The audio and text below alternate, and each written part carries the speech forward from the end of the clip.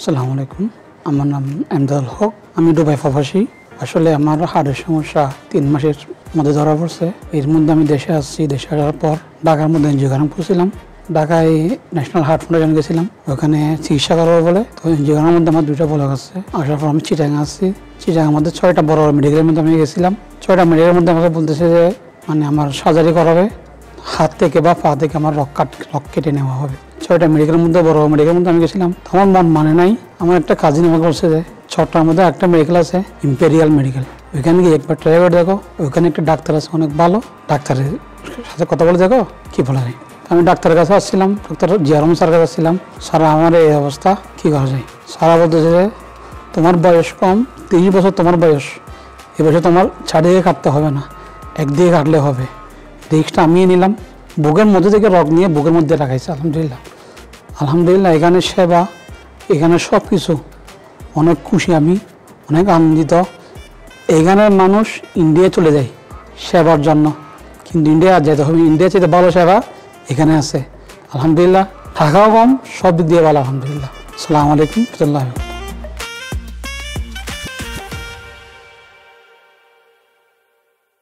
এমদাদুল হক, 32 years old age। তো এমদাদুল হক সাহেব আমাদের কাছে এসেছেন সিভিয়ার লেফট মেইন ডিজিজ নিয়ে।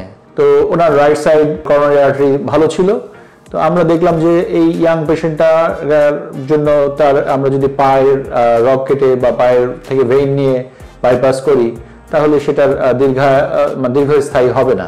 ওনার বুকের দুপাশ থেকে, মানে বুকের যে হাড়ের দুপাশে আল্লাহ দুটো রক্তনালী দিয়ে দিয়েছেন, যেগুলোকে আমরা ইন্টারনাল মেমারি আর্টারি বলি, একটা রাইট একটা লেফট। তো আমরা লেফট সাইডের ইন্টারনাল মেমারি কেটে যতটুকু ওনার দরকার ততটুকু কেটে বাকি অংশটুকু রেখে দিয়ে লেফট সাইডে যে ইন্টারনাল মেমারি আছে সেই ইন্টারনাল মেমারির মাঝামাঝি বরাবর একটা জায়গায় সংযোগ স্থাপন করে একটা ওয়াই কনস্ট্রাকশন করি।